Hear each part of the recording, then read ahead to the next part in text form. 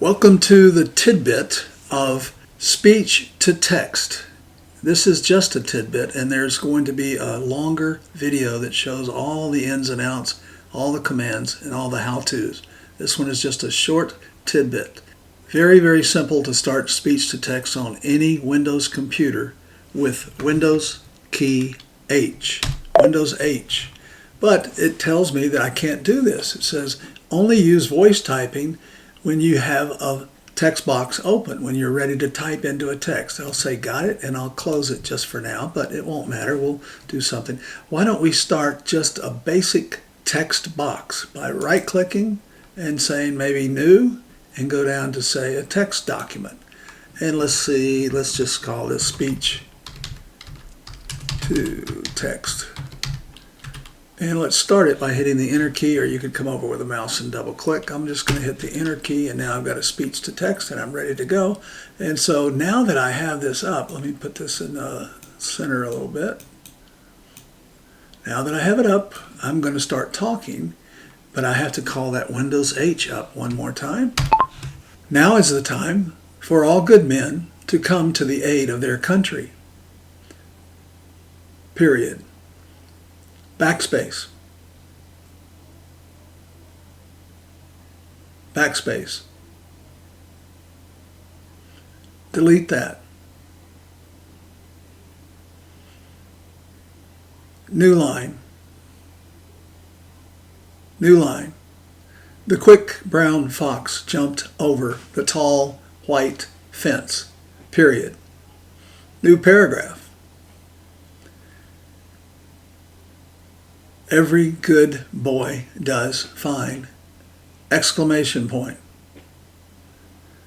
New paragraph.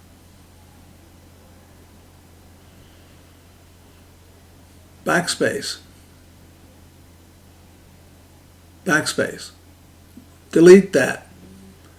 New paragraph. You can tell that this is not ideal unless you speak clearly and unless you have a good audio system. Period. Stop listening.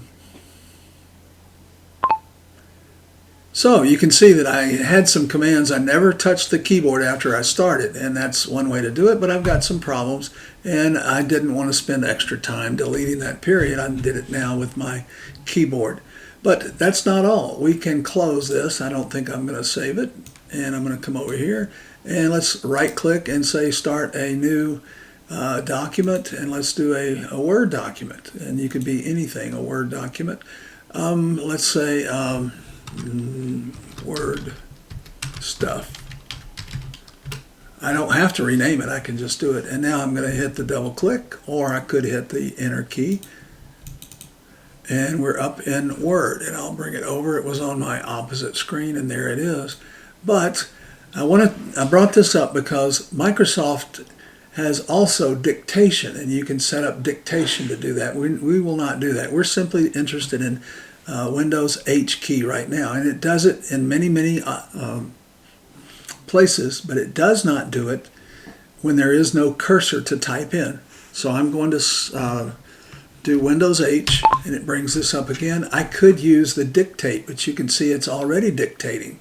And sometimes it's good, sometimes I don't speak very well, and it doesn't pick it up. New paragraph. New paragraph. Now is the time for all good men to come to the aid of the country. Period. New paragraph. There seems to be a problem with the way I talk. New paragraph. Stop listening. Now, I could have said pause listening, and there are a ton of other commands, and they're available. You can download them on the internet, and I may include that at some point on the YouTube page that I have. There's one more, though. This is really anywhere you can type, you can use speech to text using the Windows H. So I'll do one more here very quickly. There it is. If my cursor were in here and I had speech to text going, let's do that. Let's do Windows H. Then let's see what happens. Windows H. BridgetBartlett.com. backspace, new line, stop listening. So you can see that anytime that you have a place where you can type a text box of some kind, you can use the Windows H to do speech to text, and it will convert whatever you say to text. Later on, we'll talk about taking someone else's speech or maybe a recording and converting that directly to text using the Windows H capability.